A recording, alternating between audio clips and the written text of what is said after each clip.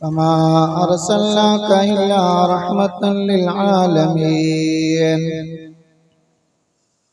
അറബികളെന്ന കാട്ടാളന്മാർ ആറുകുല നിത്യം തുടരുമ്പോൾ അജ്ഞത പോരിൽ മുറ്റിയ കാലം മന്ദതയിൽ വഴി തേടുമ്പോൾ അറബികളെന്ന കാട്ടാളന്മാർ ആറുകുല നിത്യം തുടരുമ്പോൾ അജ്ഞത നീക്കൂരിൽ മുറ്റിയ കാലം മന്ദതയിൽ വഴി തേടുമ്പോൾ വിജ്ഞാനത്തിൻ ദീപവുമേന്തി മക്കയിലുദയം ചെയ്ത നബി, വിജ്ഞാനത്തിൻ ദീപവുമേന്തി മക്കയിലുദയം ചെയ്ത നബി, നാടും വീട്ട് നബി വീടും വീട്ട് സൗറയിലൂടെ വന്ന്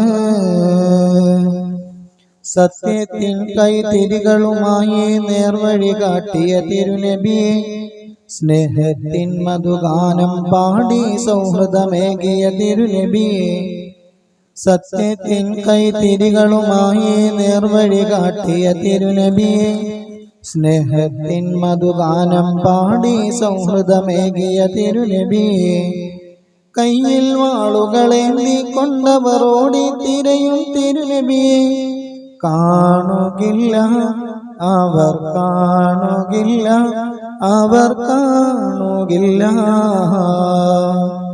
സൗറന്ന ഗുഹയിൽ പണ്ട് സന്മാർഗ തേരുകൾ രണ്ട്, സ്നേഹത്തിൻ ഇണകൾ രണ്ട് പാറി വന്നു പൊത്തിലോടി വന്നു, ആരും കാണാതെ അറിയാതെ ഒളിച്ചിരുന്നു. ബഹുമാന ആദരവുകൾ നിറഞ്ഞ മുഅ്മിനീങ്ങളെ, പരിശുദ്ധമായ ഈ വെള്ളിയാഴ്ച നാം ഇവിടെ ഒരുമിച്ച് കൂടിയതുപോലെ നാളെ അള്ളാഹുവിന്റെ അനുഗ്രഹീത സ്വർഗത്തിലും അള്ളാഹു നമ്മെ എല്ലാവരെയും ഒരുമിച്ച് കൂട്ടി അനുഗ്രഹിപ്പിക്കുമാറാവട്ടെ. നമ്മിൽ നിന്നും വന്നുപോയ എല്ലാ പാപങ്ങളും കുറ്റങ്ങളും ദോഷങ്ങളും അള്ളാഹു അവന്റെ അളവറ്റ ഭാര കാരുണ്യം കൊണ്ട് വിട്ടുപുറത്തു മാപ്പാക്കി തന്ന് അനുഗ്രഹിക്കുമാറാവട്ടെ. നമ്മിൽ നിന്ന് മരണപ്പെട്ടു പോയവർക്ക് അല്ലാഹു മഗ്ഫിറത്തും റഹ്മത്തും കൊടുക്കട്ടെ. പ്രത്യേകിച്ച് ഈ പള്ളിക്ക് ചുറ്റും അന്ത്യവിശ്രമം കൊള്ളുന്ന മുഴുവൻ ഖബറാളുകളെയും അല്ലാഹുവേ നീ അനുഗ്രഹിക്കണം. അല്ലാഹ് ഇരുൾമുറ്റിയതാണെങ്കിൽ അവരുടെ ഖബറിടങ്ങൾ നീ പ്രകാശപൂരിതമാക്കണം റബ്ബേ. ലോകത്തുള്ള എല്ലാ മുസ്ലിം സഹോദരങ്ങളെയും നീ സഹായിക്കണം റഹ്മാനെ. അല്ലാഹുവേ പടച്ചവനെ, എല്ലാ മുസ്ലിമീങ്ങളും നേരിടുന്ന പ്രയാസങ്ങൾ, ബുദ്ധിമുട്ടുകൾ, പ്രശ്നങ്ങൾ, പ്രതിസന്ധികൾ, ഇടങ്ങേറുകൾ എല്ലാത്തിൽ നിന്നും നീ ലോക മുസ്ലിമീങ്ങളെ വിജയിപ്പിക്കണം റഹ്മാനെ. സത്യത്തിൽ അടിയുറച്ച് വിശ്വസിച്ച് ജീവിക്കാനും ഈമാനോടെ ആഖിബത്ത് നന്നാക്കി മരിക്കുവാനും നീ ഞങ്ങൾക്ക് തൗഫീഖ് ചെയ്യണം റഹ്മാനെ. പ്രിയമുള്ളവരെ, പത്രമാധ്യമങ്ങളെല്ലാം എടുത്തു നോക്കുമ്പോൾ വളരെ പ്രയാസകരമായ വർത്തമാനങ്ങളാണ് നമ്മൾ കണ്ടുകൊണ്ടിരിക്കുന്നത്. പാലക്കാട് ജില്ലയിൽ 8ാം ക്ലാസ്സിൽ പഠിക്കുന്ന 14 വയസ്സിന്റെ അകത്ത് പ്രായമുള്ള 4 പിഞ്ചോമന മക്കൾ ക്രിസ്മസ് പരീക്ഷ കഴിഞ്ഞ് പോകുന്നതിൻ്റെ ഇടയിൽ സിമന്റുമായി പോയ ലോറി അവരുടെ പുറകിൽ നിന്ന് ഇടിച്ച് തെറപ്പിച്ച് ആ പൊന്നുമക്കളെ കബറടക്കിയിട്ട് ഏതാനും നിമിഷങ്ങളാണ് കഴിഞ്ഞിട്ടുള്ളൂ. അല്ലാഹു അവരുടെ മാതാപിതാക്കൾക്ക് ക്ഷമിക്കാനുള്ള കഴിവ് കൊടുക്കുമാറാവട്ടെ. നനച്ചിരിക്കാത്ത അപകടം. ആ മക്കള് പരീക്ഷയ്ക്ക് പോകുന്നത് എന്ന് മിക്കവാറും ദിവസം വേറൊരു വഴിയിലൂടെ പോണത്. എക്സാം ആയതുകൊണ്ട് കൂട്ടുകാരികളുടെ കൂടെ അവർ 4 പേരും ചെറുപ്പം മുതലേയുള്ള കൂട്ടുകാരികളാണ്.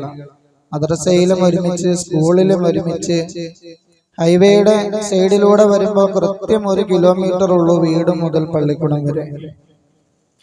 മറ്റൊരു വഴിയിലൂടെ റോഡിൽ നിന്നും ടച്ച് ചെയ്യാതെ മറ്റൊരു വഴിയും ഉണ്ടായിരുന്നു. അതിലാണ് ഇത്രയും കാലം ആ കുട്ടികൾ പോയിക്കൊണ്ടിരുന്നത്. എക്സാം ആയതുകൊണ്ട് പെട്ടെന്ന് എത്തുമല്ലോ എന്ന് വിചാരിച്ചാണ് അവർ ഹൈവേയിലൂടെ യാത്ര ചെയ്തത്. പരീക്ഷ എഴുതി തിരിച്ചു പോയ കുട്ടികളുടെ ദേഹത്ത് കൂടെ വണ്ടി ഇടിച്ച് അല്ലാഹു എല്ലാ മനുഷ്യരെയും കാക്കുമാറാവട്ടെ. നമ്മുടെ സ്വതക്കകളും ദാനധർമ്മങ്ങളുമാണ് ബലാമുസീബത്തുകൾ ഒഴിഞ്ഞു പോകുവാനുള്ള ഏറ്റവും വലിയ മാർഗം. നനച്ചിരിക്കാത്ത അപകടം ഒരു മനുഷ്യനും താങ്ങാൻ കഴിയാത്ത ഒരു കാര്യമാണ്. നമ്മൾ ആരും പ്രതീക്ഷിക്കാത്ത ഒരു രോഗിയായി കിടക്കുന്ന ആൾക്കൊരു പ്രതീക്ഷ ഉണ്ടാവും എപ്പോഴെങ്കിലും മരിക്കുകയില്ലയോ എന്നുള്ളത്. പക്ഷേ നല്ല സന്തോഷത്തിലും റാഹത്തിലും ഇങ്ങനെ പോയിക്കൊണ്ടിരിക്കുമ്പോൾ പെട്ടെന്നൊരു ഷോക്ക് വരുന്നത് ഒരു മുസ്ലിമിനെന്നല്ല ഒരു മനുഷ്യനും താങ്ങാൻ കഴിയാത്തത്. മഹാനായ യാക്കൂബ് നബി അലൈഹിസ്സലാത്തു വസ്സലാം മനുഷ്യന്റെ ഏറ്റവും വലിയ ശത്രു എന്നത് നിരാശയാണ്. നിരാശയാണ് ഈ ലോകത്ത് മനുഷ്യന്റെ ഏറ്റവും വലിയ ശത്രു, അല്ലേ? എന്തെങ്കിലും ഒരു സംഗതി കിട്ടിയില്ലെങ്കിൽ അത് കിട്ടിയില്ലല്ലോ, ഞാൻ ഒരുപാട് പരിശ്രമിച്ചു, അത് നേടാൻ പറ്റിയില്ലല്ലോ. ചില കുട്ടികളൊക്കെ ഈ പരീക്ഷയുടെ റിസൾട്ട് വന്നു കഴിയുമ്പോൾ അവർ ആത്മഹത്യ ചെയ്യണത്, പഠിച്ചവന് ഞാൻ ഇത്രയും കഷ്ടപ്പെട്ട് പഠിച്ചിട്ട് എനിക്കത് ജയിക്കാൻ പറ്റിയില്ലല്ലോ. റിസൾട്ട് വരുമ്പോ ചിലപ്പോ അവൻ ജയിച്ചിട്ടുണ്ടാവും. യാക്കൂബ് നബി ഇങ്ങനെ വിഷമിച്ചു, ഇങ്ങനെ സങ്കടപ്പെട്ടു, നിരാശ ബാധിച്ചു. നിരാശ എന്നത് ഒരു മനുഷ്യനെ ഡിപ്രഷനിൽ എത്തിക്കും. അവന്റെ എല്ലാ സന്തോഷങ്ങളെയും മുറിച്ചു കളയുന്ന ഒന്നാണ് നിരാശ. ഒരിക്കലും പാടില്ല. നമ്മളെ ഒരു വിഷാദത്തിലേക്ക് തള്ളിവിടുന്ന സംഗതിയാണ് നിരാശ. യാക്കൂബ് നബി അലൈഹിസ്സലാത്തു വസ്സലാം കരഞ്ഞു. സങ്കടം കൊണ്ട് യാക്കൂബ് നബി കരഞ്ഞ് എന്ത് ചെയ്തു? കണ്ണിന്റെ കാഴ്ച നഷ്ടപ്പെട്ടു. കരഞ്ഞിട്ട് യാക്കൂബ് നബിയുടെ മുഖത്ത് ഇങ്ങനെ കണ്ണീർ ചാലുകളുള്ള പാടുണ്ടായിരുന്നു. പിന്നെയോ വിഷമം സഹിക്കാൻ വയ്യാതെ ഇങ്ങനെ നിരാശയിൽ ഇരുന്നിരുന്ന് മുതുകും വളഞ്ഞുപോയി. യാക്കൂബ് നബിയുടെ മുതുകും വളഞ്ഞുപോയി. കരഞ്ഞ് കണ്ണിന്റെ കാഴ്ച നഷ്ടപ്പെട്ടുപോയി. എന്നിട്ടോ യാക്കൂബ് നബി കരയാൻ കാരണം എന്താ? അദ്ദേഹത്തിന്റെ യൂസുഫ് എന്ന് പറയുന്ന മകനെ അപായപ്പെടുത്തി. അത് ആരാ? വേറെ ആരുമല്ല, മറ്റു മക്കളെല്ലാരും കൂടി. ഒരിക്കലും ഒരു പ്രവാചകന് താങ്ങാവുന്നതിലും അപ്പുറമാണ്. നമ്മുടെ വീട്ടിലും അങ്ങനെയല്ലേ? മക്കൾ പരസ്പരം തല്ലുകൊടുത്തം കൂടുമ്പോ ഭയങ്കര പ്രയാസം. എത്ര പറഞ്ഞാലും അവര് കൂടും. എത്ര ചെയ്യരുതെന്ന് പറഞ്ഞാലും ആങ്ങളെയും പെങ്ങളും അല്ലെങ്കിൽ ചേട്ടനും അനിയനും അങ്ങോട്ടും ഇങ്ങോട്ടും തല്ലുകൊടുത്തം കൂടും. അപ്പോ മക്കള് വലുതായിട്ടും ആ തല്ലുപിടുത്തം മക്കൾ അവസാനിപ്പിച്ചില്ലെങ്കിൽ മാതാപിതാക്കൾക്ക് വളരെ പ്രയാസം ഉണ്ടാവും. ഇത് തന്നെയാണ് യാക്കൂബ് നബിയുടെ കാര്യത്തിലും ഉണ്ടായത്. യാക്കൂബ് നബി വിഷമം സഹിക്കാൻ വയ്യാതെ അദ്ദേഹത്തിന്റെ മുതുക് വളഞ്ഞുപോയി. കരഞ്ഞ് അദ്ദേഹത്തിന്റെ കണ്ണിന്റെ കാഴ്ചകൾ നഷ്ടപ്പെട്ടു. അലൈഹിസ്സലാം മനുഷ്യന് നിലച്ചിരിക്കാത്ത സമയത്തുള്ള അപകടങ്ങൾ താങ്ങാൻ പറ്റുന്നതിലും അപ്പുറമാണ്. നിസ്സാരമായി നമ്മൾ ദുനിയാവിൽ നിസ്സാരമായ വയസ്സ് വരെ ജീവിക്കുന്നവരാണ്. കൊച്ചുകുട്ടികളാണ് നടന്നു പോയപ്പോൾ അപകടത്തിൽപ്പെട്ടു. അല്ലാഹുവേ, ഞങ്ങളുടെ മക്കൾ വാഹനങ്ങളിൽ യാത്ര ചെയ്യുന്നവരാണ്. എല്ലാ വിധത്തിലുള്ള അപകടങ്ങളെ തൊട്ടും നീ കാക്കണേ അല്ലാ. ഒരു മുസീബത്തിലും ഞങ്ങളെയും ഞങ്ങളുടെ മക്കളെയും ഞങ്ങളുടെ കുടുംബങ്ങളെയും ഞങ്ങളുടെ നാടുകളെയും നീ സങ്കടത്തിലാക്കല്ലേ അല്ലാ. ഈ കഴിഞ്ഞ ഡിസംബർ 10 എന്നത് ലോക മനുഷ്യാവകാശ ദിനമായിരുന്നു. മനുഷ്യന്റെ അവകാശങ്ങൾ, ആ അവകാശങ്ങൾക്ക് വേണ്ടി ലോകത്ത് ഒരു ദിനം ആചരിക്കുന്നുണ്ട്. അത് എല്ലാ വർഷവും ഡിസംബർ 10 ഡിസംബർ 10 ലോക മനുഷ്യാവകാശ ദിനമായി പ്രഖ്യാപിക്കുമ്പോൾ മനുഷ്യന്റെ അവകാശങ്ങൾ എന്തൊക്കെയാണ്? ഇന്നും മനുഷ്യന് അവകാശങ്ങളില്ലാതെ പ്രയാസപ്പെടുന്നത് ഈ കൊച്ചു കേരളത്തിൽ തന്നെയുണ്ട്. എൻഡോസൾഫാൻ ബാധിച്ച് ദുരിതത്തിലായ കർണാടക കാസർഗോഡിന്റെ കേരളത്തിന്റെ അങ്ങേയറ്റത്തെ പ്രയാസത്തിലകപ്പെട്ട എത്ര പഞ്ചായത്തിലെ ജനങ്ങളാണ്. അവർ കുടിക്കുന്ന വെള്ളം മലിനമാണ്. അവിടെ ജനിക്കുന്ന കുട്ടികൾ അംഗവൈകല്യമുള്ളവരാണ്. അവരുടെ രോഗങ്ങൾക്ക് മരുന്നില്ലാത്തതാണ്. ആശുപത്രിയിൽ ചെല്ലുമ്പോൾ അവർക്ക് അവഗണിക്കപ്പെടുന്നവരാണ്. അവർ ഏതെങ്കിലും ഒരു ട്രീറ്റ്മെന്റിന് അവരുടെ ജില്ലയല്ലാത്ത മറ്റ് ജില്ലകളിൽ ചെല്ലുമ്പോൾ അവിടെയും അവർക്ക് പരിഹാസമാണ്. ഇത് മനുഷ്യാവകാശ ലംഘനമല്ലേ മുസ്ലിമേ? മനുഷ്യൻ തന്നെ അവന്റെ സാമ്പത്തികമായ പുരോഗതിക്ക് വേണ്ടി സമ്പത്തുകൾ വലിച്ചെറിഞ്ഞ് എൻഡോസൾഫാൻ പോലെയുള്ള കീടനാശിനികൾ അവന്റെ കൃഷിയിടങ്ങളിലേക്ക് എറിഞ്ഞ് മനുഷ്യൻ അവന്റെ സമ്പത്തിന് പൊലിമ കൂട്ടുമ്പോൾ നിരപരാധികളായ ഗർഭാശയത്തിൽ വളരുന്ന പിഞ്ചോമന കുട്ടികൾ എന്തൊരു തെറ്റാണ് ചെയ്തത്. ദുനിയാവിൽ കാണാൻ വേണ്ടി വെമ്പൽ കൊണ്ട് 9 മാസവും 9 ദിവസവും 9 വിനായിക കഴിഞ്ഞ് ഉമ്മയുടെ ഗർഭാശയത്തിൽ നിന്നും പുറത്തു വരുന്ന പിഞ്ചോമനകളുടെ കൈകാലുകൾക്ക് ചലനമില്ല, തലകൾ വീർത്തിരിക്കുന്നു, വയറുകൾ ഒട്ടിയിരിക്കുന്നു, കണ്ണുകൾ തള്ളിയിരിക്കുന്നു. ഇതിന്റെ എൻഡോസൾഫാനിന്റെ എന്താണ് വികിരണമാണ്, അതിന്റെ എന്താണ് സൈഡ് എഫക്റ്റ് ആണ്. ഇങ്ങനെ ഒരു നാട്ടിൽ മനുഷ്യന്റെ അവകാശങ്ങൾ ലംഘിക്കപ്പെടുന്ന ഒരു വിഭാഗം നമ്മുടെ കൊച്ചു കേരളത്തിൽ തന്നെയുണ്ട്.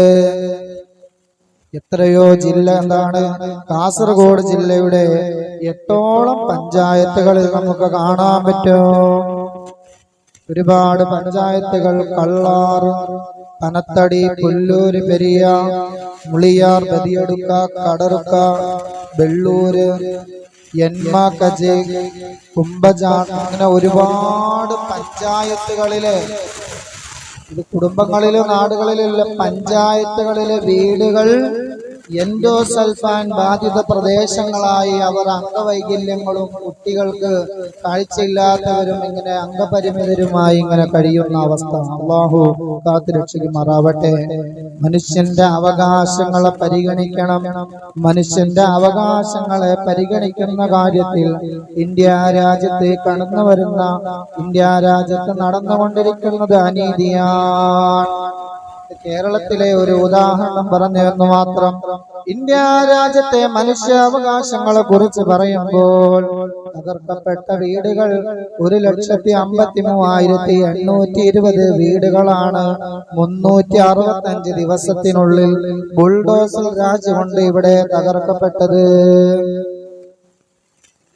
നിങ്ങൾ മനുഷ്യന്റെ അവകാശമാണ് അവന്റെ പിറന്നു വീണ മണ്ണിൽ സ്വന്തം വീട്ടിൽ സമാധാനത്തോടെ കഴിയുക എന്നത്. ഇന്ത്യ രാജ്യത്തെന്നല്ല, ഏതൊരു രാജ്യത്താണോ പ്രസവിക്കപ്പെടുന്നത് ആ രാജ്യത്തിന്റെ മൗലിക അവകാശമാണ്. സ്വന്തം വീട്ടിൽ ഒരിക്കലും എന്താണ് അതിക്രമിച്ചു കയറാൻ പാടില്ല. ഭവനഭേദം ഭയങ്കര കുറ്റമാണ്. വീട്ടിൽ കയറി ആക്രമിക്കുന്നതിന് ഭയങ്കര കൊടിയ ശിക്ഷയാണ്, ജാമ്യമില്ലാത്ത വകുപ്പാണ്. അങ്ങനെ ഇരിക്കുന്ന ഇന്ത്യ രാജ്യത്താണ് 1,53,820 വീടുകൾ ബുൾഡോസർ രാജ് ഉപയോഗിച്ച് പൊളിച്ചു കളഞ്ഞത്. ഇന്ത്യ രാജ്യത്ത് ഓരോ 24 മണിക്കൂറിലും ദാരിദ്ര്യം കൊണ്ട് ഭക്ഷണം കഴിക്കാതെ മരിച്ചു പോകുന്നത് ഓരോ 24 മണിക്കൂറിലും 6 പേരാണ്.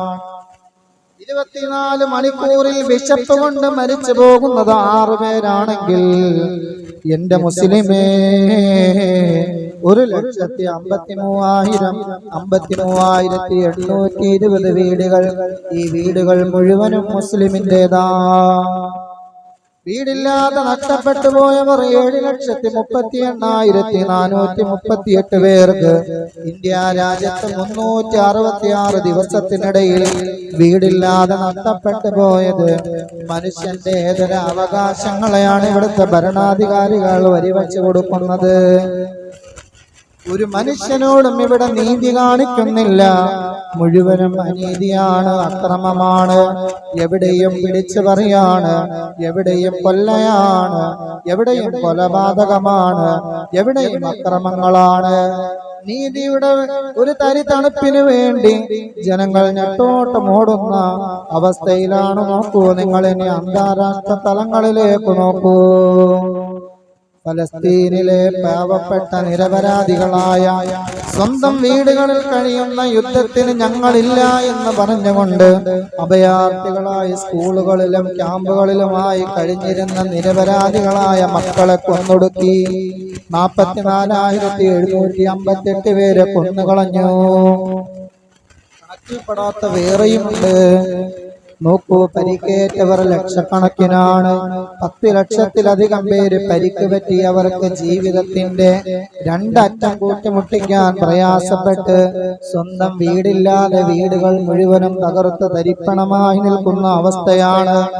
ഈ ഒരു അവസ്ഥയിലാണ് ഡിസംബർ 10 നമ്മളിലേക്ക് കടന്നു വന്നത്. ഡിസംബർ 10 ലോക മനുഷ്യാവകാശ ദിനമായി പ്രഖ്യാപിച്ചുകൊണ്ട് അതിന്റെ ആഘോഷങ്ങളും അതിന്റെ പരിപാടികളും എല്ലാം ഡോക്യുമെന്ററികളും നാടകങ്ങളും എല്ലാം അരങ്ങേറിയത് ഈ കഴിഞ്ഞ ഡിസംബർ 10-നാണ്. എത്രയോ ജനങ്ങൾ അനീതിയുമായി, അനീതിയുടെ വാതിലുകൾ എവിടെ ചെന്നാലും കൊട്ടിയടക്കപ്പെടുന്ന വാതിലുകളുമായി തെരുവിലൂടെ നടക്കുന്നു. അല്ലാഹു അവരെ സഹായിക്കുമാറാവട്ടെ. സമാധാനമാണ് മനുഷ്യൻ ആഗ്രഹിക്കുന്നത്. സമാധാനം ആഗ്രഹിക്കുന്നത് കൊണ്ടാണ് നബി സല്ലല്ലാഹു അലൈഹി വസല്ലം തങ്ങൾ നമ്മെ കാണിച്ചു തന്നത് അതാണ്. ഡിസംബർ 18 ലോക അറബി ഭാഷ ദിനമാണ്. ലോക അറബി ഭാഷ ദിനമാണ് ഡിസംബർ 18. അറബി ഭാഷ എന്നതൊരു അത്ഭുത ഭാഷയാണ്. ഏതൊരു മനുഷ്യനെയും അത്ഭുതപ്പെടുത്തുന്ന ഭാഷയാണ് അറബി ഭാഷ. ഏതൊരു മനുഷ്യനെയും അത്ഭുതപ്പെടുത്തുന്ന ഭാഷയാണ് അറബി ഭാഷ. എന്താണ് അതിന്റെ പ്രത്യേകത? ലോകത്തെ സർവ മുസ്ലിമീങ്ങളുടെയും ആരാധന ഭാഷയാണ് അറബി. എല്ലാ മുസ്ലിമീങ്ങളും ഇബാദത്ത് ചെയ്യുമ്പോൾ അവന്റെ ഭാഷ അത് അറബിയാണ്. ലുഗത്തുൽ ജന്നത്തെ അറബിയ, സ്വർഗത്തിലെ ഭാഷ അറബിയാണ്. ലോക മുസ്ലിമീങ്ങളുടെ പരിശുദ്ധ ഖുർആനിന്റെ ഭാഷ അറബിയാണ്. ഇന്ന് ലോകത്ത് നിലനിൽക്കുന്ന ഏറ്റവും പഴക്കം ചെന്ന സെമിറ്റിക് ഭാഷയാണ് അറബി. മാത്രമല്ല, സെമിറ്റിക് ഭാഷകളിൽ ഏറ്റവും സജീവമായ ഭാഷയാണ് അറബി. ഒരുപാട് പ്രത്യേകതകൾ അറബി ഭാഷക്കുണ്ട്. അറബി ഭാഷയുടെ പ്രത്യേകതകൾ പറയുമ്പോൾ പ്രതിപാദിക്കാതിരിക്കാൻ പറ്റാത്ത ഒരുപാട് കാര്യങ്ങളുണ്ട്. പല രാജ്യങ്ങളിലും ഇസ്രായേൽ എന്ന് പറയുന്ന രാജ്യത്തിന്റെ 2ാമത്തെ ഔദ്യോഗിക ഭാഷയാണ് അറബി. അതുകൊണ്ട് തന്നെ അറബി ഭാഷയോട് ഒരുപാട് ബഹുമാനമുണ്ട്. കാരണം പരിശുദ്ധമായ ഖുർആൻ, ലോകാവസാനം വരെ നിലനിൽക്കുന്ന ഖുർആൻ ഉണ്ടല്ലോ, ഈ ഖുർആനിന്റെ ഭാഷ അറബിയാണ്. അതുകൊണ്ട് തന്നെ അറബി ഭാഷയുടെ പ്രത്യേകത എന്താണ്? നമ്മൾ അറബി ഭാഷയെ ബഹുമാനിക്കുന്നത് നമ്മുടെ നബി തങ്ങൾ അറബിയായതുകൊണ്ടാണ്. അല്ലാഹുവിന്റെ റസൂൽ സല്ലല്ലാഹു അലൈഹി വസല്ലം തങ്ങൾ പറഞ്ഞു.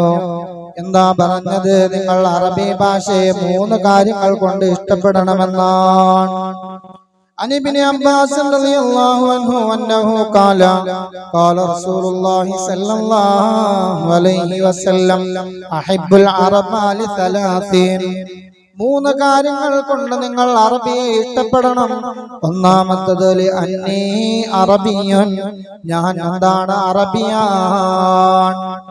അല്ലാഹുവിന്റെ റസൂൽ അറബിയായതുകൊണ്ട് നമ്മൾ അറബിയെ ഇഷ്ടപ്പെടണം. വൽ ഖുർആൻ അറബിയുൻ, പരിശുദ്ധമായ ലോകത്തുള്ള ഈ ലോകത്തു കോടാനുകോടി സൃഷ്ടിചരാചരങ്ങൾ, പ്രപഞ്ച കടാഹങ്ങൾ മുഴുവനും നശിച്ചാലും അവസാന നിമിഷം വരെ നശിക്കാതിരിക്കുന്ന ഈ ഖുർആൻ ഉണ്ടല്ലോ, ഈ ഖുർആനിന്റെ ഭാഷ അറബിയാണ്. വൽ ഖുർആനു അറബിയുൻ, ഖുർആൻ അറബിയായതുകൊണ്ട് നിങ്ങൾ ഖുർആനിനെന്താണ് അറബിയെ ഇഷ്ടപ്പെടണേ. ശഫീഉനാ റസൂലുള്ളാഹി, നബി തങ്ങൾ പറയുന്നു. 3ാമത് നിങ്ങൾ അറബിയെ ഇഷ്ടപ്പെടാനുള്ള കാരണം വകലാമ അഹ്ലുൽ ജന്നത്ത് അറബി ശഫീഉനാ റസൂലുള്ളാഹി, സ്വർഗത്തിലെ ഭാഷ അറബിയാണ്. ഒരാൾ മരിച്ച ഖബറിലേക്ക് ചെന്നാൽ, ഒരു മുസ്ലിം മരിച്ച ഖബറിലേക്ക് ചെന്നാൽ, ഇദാ ജാഅൽ മലക്കാനിൽ കരീമാനിൽ ഹായിലാനിൽ മുസമ്മയാനിൽ മുൻകരി വനകീർ, ഐകലാക വാജിലസാക വസഅലാക മൻ റബ്ബുക വമൻ നബിയുക വമാ ഇമാമുക വമാ ഖിബ്ലതുക വമൻ ഇഖ്വാനുക ഫകുല്ലഹുമാ ബിലിസാനിൻ തലികിൻ ഫസീഹിൻ ബിലാ ജസഇൻ വലാ ഫസൽ. മരിച്ച ഒരാളെ ഖബറിലേക്ക് വെച്ചാൽ എന്താണ് അവനോട് പറഞ്ഞു കൊടുക്കുന്നത്? തൽക്കീലിലൂടെ അവനെ ഓർമ്മിപ്പിക്കുന്നതാണ്. ഞങ്ങളെല്ലാവരും ഖബറിന്റെ പരിസരത്ത് നിന്ന് പോന്നാൽ എന്റെ പൊന്നുമോനെ, നിന്റെ അടുക്കൽ 2 മലക്കുകൾ വരും. ഇദാ ജാഅക്കൽ മലക്കാനിൽ കരീമാനിൽ ഹായിലാനി അൽ മുസമ്മയാനി ബിമുൻകരിൻ വനകീർ. മുൻകർ നകീർ എന്ന 2 പേരുകളുള്ള 2 മലക്കുകൾ പൊന്നുമോനെ നിന്റെ ഖബറിൽ വരും. ഇദാ ജാഅക്കൽ മലക്കാനിൽ ഹായിലാനി, പേടിപ്പെടുത്തുന്നവരാണ്. അസ്ലകാനി, നീല കണ്ണുകളാണ്, പേടിക്കരുത്. അവനെ ഓർമ്മപ്പെടുത്തുകയാണ്. അങ്ങനെ അവർ 2 മലക്കുകളും നിന്റെ ഖബറിൽ വന്നാൽ വായിക്കലാക്ക, അവരുടെ ആദ്യത്തെ പണി എന്തെന്നറിയുമോ? ഐക്കലാക്ക, നിന്നെ 2 പേരും കൂടി ഉണർത്തും. വാജിലസാക്ക, നിന്നെ എഴുന്നേൽപ്പിച്ചിരുത്തും. വസഅലാക്ക, 2 പേരും കൂടെ നിന്നോട് ചോദിക്കും. മൻ റബ്ബുക, നിന്റെ റബ്ബാരാണ്? വമാ ഇമാമുക, നിന്റെ ഇമാമാരാണ്? വമൻ ഇഖ്വാനുക വമാ ദീനുക വകുല്ലഹുമാ ബിലിസാനിൻ ഫർസീൻ. എന്താണ് അവരോട് ചേരുന്ന, അവര് ചോദിക്കുന്ന ഭാഷയിൽ തന്നെ എന്റെ പൊന്നുമോനെ നീ മറുപടി പറയണേ. ബിലിസാനിൻ തുലിക്കിൻ ഫസീഹിൻ ബിലാ ജസ. അവർക്ക് മനസ്സിലാവുന്ന ഭാഷയിൽ നിന്നോട് ചോദിക്കുന്ന ഭാഷയിൽ തന്നെ നീ മറുപടി പറയണം. എന്താണ് പറയേണ്ടത്? എന്റെ റബ്ബ്, എന്റെ മൻ റബ്ബുക, എന്റെ റബ്ബ് ആരാണെന്ന് ചോദിച്ചാൽ എന്റെ റബ്ബ് അല്ലാഹു. അവരോട് നീ പറയണം എന്താണ്? എന്റെ റബ്ബ് അല്ലാഹുവാണ്, എന്റെ ഇമാമ് ഖുർആനാണ്, എന്റെ നബി മുഹമ്മദ് നബിയാണ്, എന്റെ എന്താണ്? എന്റെ ഇഖ്വാൻ, എന്റെ സഹോദരങ്ങൾ മുഅ്മിനീങ്ങളാണ്. അങ്ങനെ എല്ലാത്തിനും മറുപടി പറഞ്ഞാൽ ഫകുല്ലഹുമാ ബിലിസാനിൻ ഫസീൻ ജസഇൻ വലാ ഫസൽ. അവരോട് നീ പറയണം അല്ലാഹു റബ്ബി വ മുഹമ്മദുൻ നബി. അല്ലാഹു എന്റെ റബ്ബാണ്, മുഹമ്മദ് എന്റെ നബിയാണ്. വൽ ഖുർആനു ഇമാമി, ഖുർആൻ എന്റെ ഇമാമാണ്. വൽ കഅബതു ഖിബ്ലതി, ലോകത്തുള്ള വിശ്വാസികൾ അവന്റെ ഹൃദയം കൊണ്ടും നെഞ്ചുകൊണ്ടും മുഖം കൊണ്ടും തിരിഞ്ഞു നിൽക്കുന്ന കഅബയുണ്ടല്ലോ, അത് എന്റെ ഖിബ്ലയാണ്. വൽ മുസ്ലിമൂന ഇഖ്വാനി, എന്റെ ലോകത്തുള്ള മുഴുവൻ മുസ്ലിമീങ്ങളും എന്റെ സഹോദരങ്ങളാണെന്ന് നീ പറയണമെന്നാണ് തൽക്കീനിലൂടെ അവരെ ഓർമ്മിപ്പിക്കുന്നത്. ഇവിടെയാണ് നമ്മൾ അറബി ഭാഷയെ 3 കാര്യങ്ങൾ കൊണ്ട് നിങ്ങൾ ഇഷ്ടപ്പെടണം. ഒന്ന്, ഞാൻ അറബി ആയതുകൊണ്ട്. രണ്ടാമതെന്താണ്? പരിശുദ്ധമായ ഖുർആൻ ലോകം മുഴുവനും നശിച്ചാലും നശിക്കില്ലാത്ത അല്ലാഹുവിന്റെ റസൂലിന്റെ ഏറ്റവും വലിയ മുഅ്ജിസത്തായ ഖുർആൻ, അത് അറബി ആയതുകൊണ്ട്. മൂന്നാമത്തത് സ്വർഗത്തിലെ ഭാഷ, അത് അറബിയാണ്. ഈ 3 കാരണങ്ങൾ കൊണ്ട് നിങ്ങൾ അറബിയെ ഇഷ്ടപ്പെടണം. ശഫീഉനാ റസൂലുള്ളാഹി.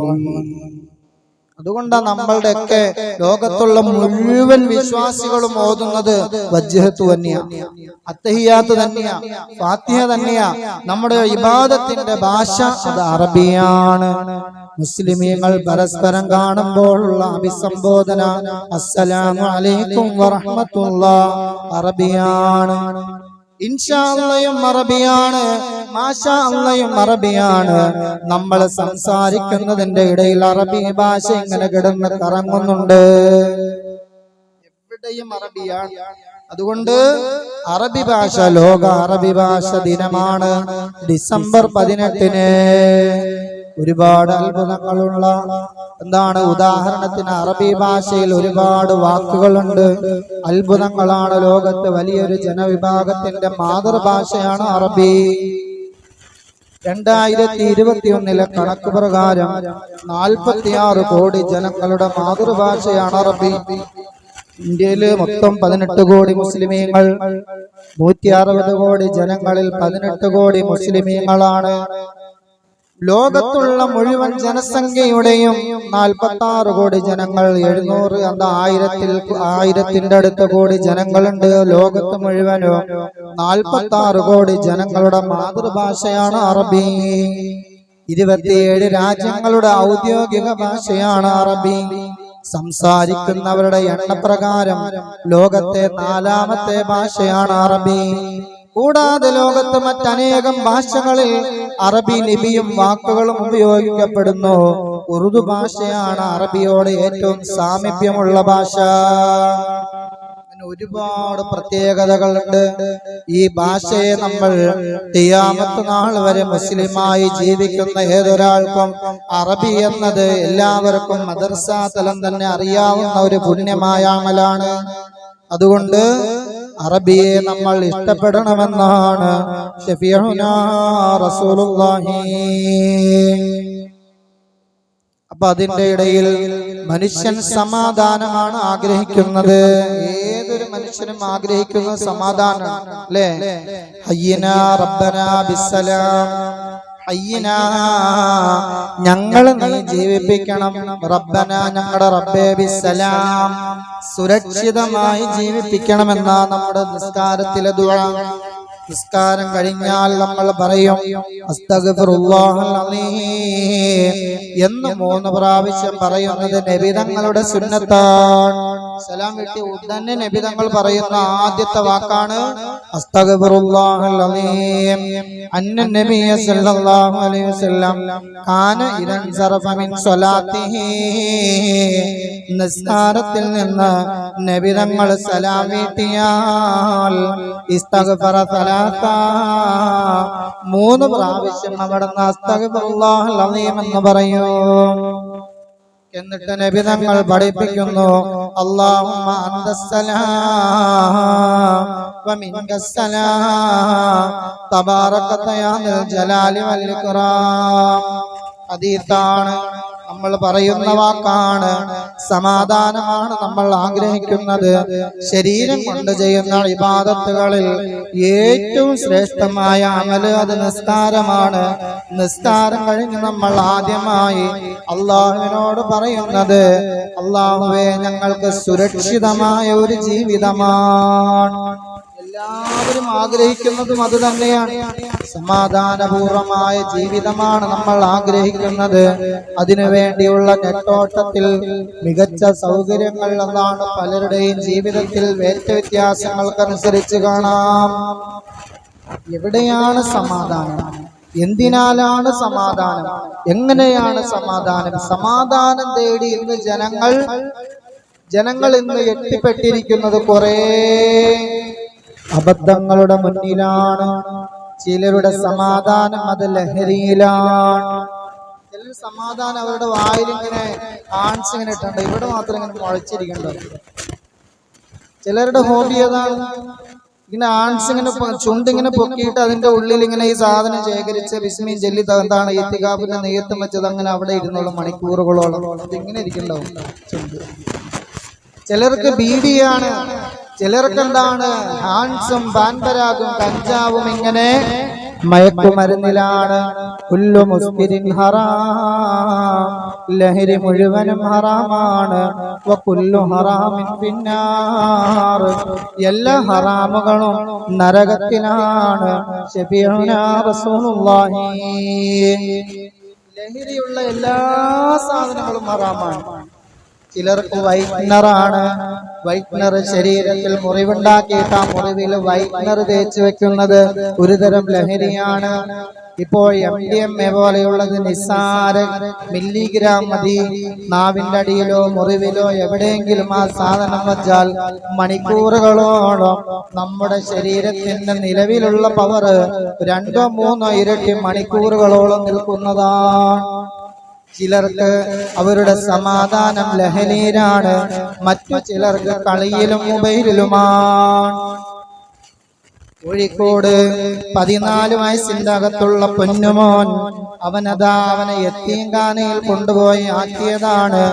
എന്നിട്ടും അവനതാ ഫ്രീ ഫയർ എന്ന ഗെയിമിന് അടിമയായിട്ട് അവിടുത്തെ പഠിത്തം ഉപേക്ഷിച്ച് വീട്ടിൽ വന്നപ്പോ അവൻ ഉപയോഗിച്ചിരുന്ന മൊബൈലിലെ നെറ്റ് തീർന്നപ്പോൾ ഉമ്മയോട് പറഞ്ഞു, ഉമ്മ എനിക്ക് ഉമ്മയുടെ മൊബൈൽ ഒന്ന് ചാർജ് ചെയ്ത് തരുമോ? ഉമ്മ പറഞ്ഞു തരൂല. എന്നാൽ ഉമ്മയുടെ ഫോൺ ഒന്ന് തരുമോ? അതും തരൂല. ഉറങ്ങിക്കിടന്ന ഉമ്മയുടെ കഴുത്തിൽ ഖടാര കൊണ്ട് മുറിവേൽപ്പിച്ചത് 14 വയസ്സിന്റെ അകത്ത് പ്രായമുള്ള പൊന്നുമോനാണ്, മുസ്ലിമാണ്.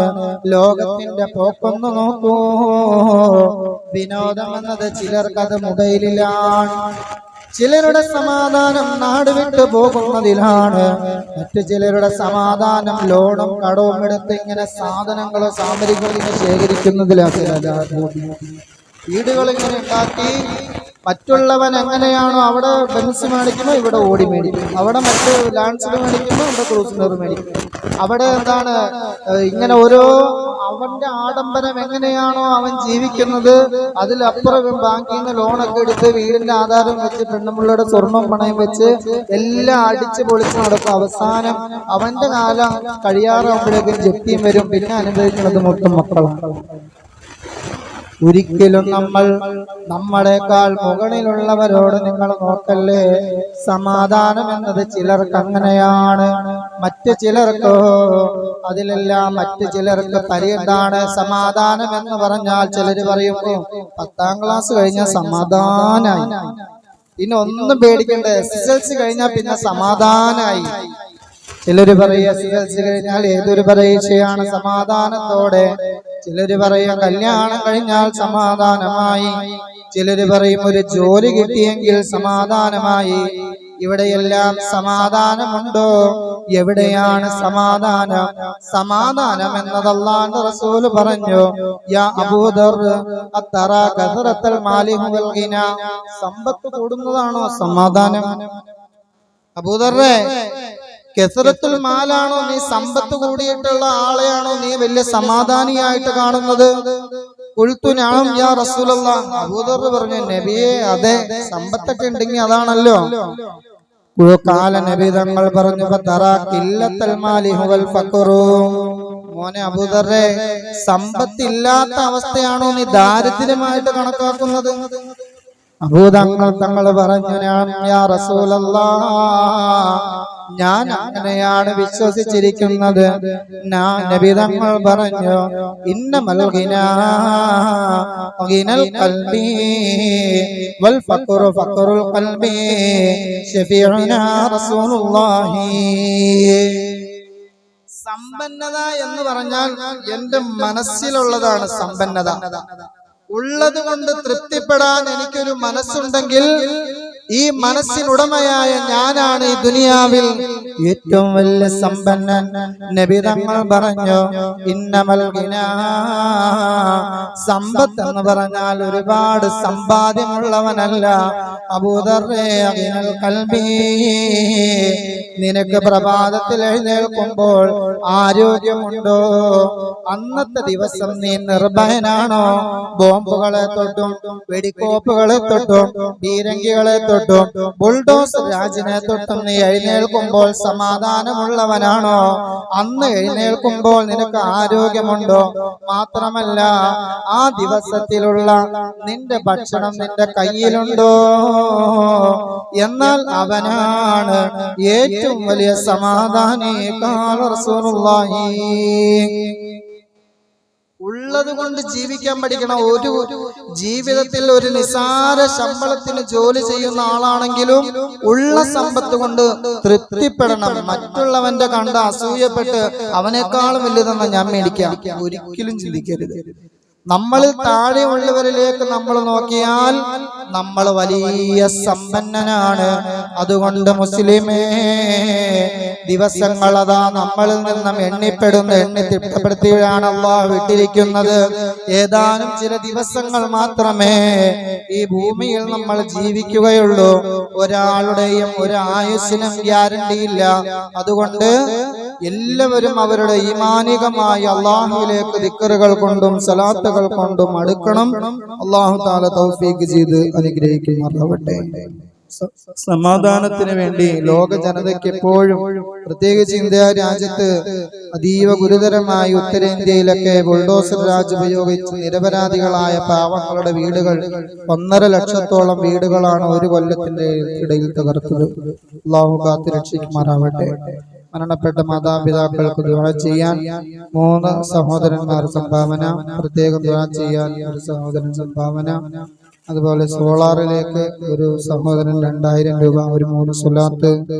സല്ലല്ലാഹു അലാ മുഹമ്മദ് സല്ലല്ലാഹു അലൈഹി വസല്ലം, സല്ലല്ലാഹു അലാ മുഹമ്മദ് സല്ലല്ലാഹു അലൈഹി വസല്ലം. اللهم صل على محمد يا ربي صل عليه وسلم. മരണപ്പെട്ടു പോയ മാതാപിതാക്കൾക്ക് നീ സ്വർഗ്ഗം കൊടുക്കണേ അല്ലാഹ്. ദുനിയാവിൽ അവർ എന്ത് പാപങ്ങൾ ചെയ്തവരാണെങ്കിലും നീ പൊറുക്കണേ അല്ലാഹ്. ആ മക്കൾ ദുആ ചെയ്യുന്നതിന്റെ ബറക്കത്ത് കൊണ്ട്, അവർ കൊടുത്ത സദഖയുടെ ബറക്കത്ത് കൊണ്ട് അവരുടെ ഖബറിടങ്ങൾ നീ സ്വർഗ്ഗത്തിന്റെ ആനന്ദങ്ങൾ കൊണ്ട് അനുഗ്രഹിക്കണേ അല്ലാഹ്.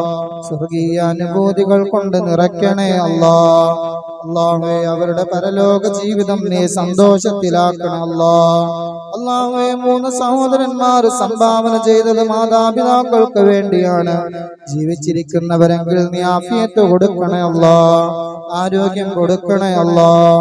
അല്ലാഹുവേ, ഞങ്ങളുടെ മക്കളെ നീ അനുഗ്രഹിക്കണേ അല്ലാഹ്. ഞങ്ങളുടെ മാതാപിതാക്കളെ നീ അനുഗ്രഹിക്കണേ അല്ലാഹ്. നിലച്ചിരിക്കാത്ത അപകടങ്ങളെ തൊട്ട് കാക്കണേ അല്ലാഹ്.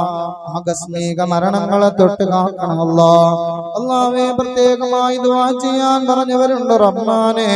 അവരുടെ മുറാദുകളെ നീ ഹാസിലാക്കണേ അല്ലാഹ്. അവരുടെ രോഗങ്ങളെ നീ ശിഫയാക്കണേ അല്ലാഹ്. അല്ലാഹുവേ, അവരുടെ കുടുംബത്തിൽ നിന്നും മരണപ്പെട്ടു പോയവർക്ക് നീ മഗ്ഫിറത്ത് കൊടുക്കണേ അല്ലാഹ്. ഈ പള്ളിക്ക് ചുറ്റും അന്ത്യവിശ്രമം കൊള്ളുന്നവരെ നീ അനുഗ്രഹിക്കണേ അല്ലാഹ്. ഉസ്താദുമാർക്ക് ഭക്ഷണം തരുന്നവന് നീ അനുഗ്രഹിക്കണം റബ്ബേ. സ്വർഗീയ ഭക്ഷണങ്ങൾ കൊടുത്ത് അവനെ നീ സന്തോഷത്തിലാക്കണം അല്ലാഹ്. അല്ലാഹുവേ, സോളാറിലേക്ക് തന്ന 2000 രൂപ ജാരിയായ സദഖയാക്കണേ അല്ലാഹ്. ദുനിയാവിലും ആഖിറത്തിലും മുസീബത്തുകൾ തട്ടി നീക്കാൻ ഉതകുന്ന സദഖയാക്കണേ അല്ലാഹ്. വാഖിറു ദഅവാനാ അൽഹംദുലില്ലാഹി റബ്ബിൽ ആലമീൻ. അസ്സലാമു അലൈക്കും വറഹ്മത്തുള്ളാഹി വബറകാതുഹു.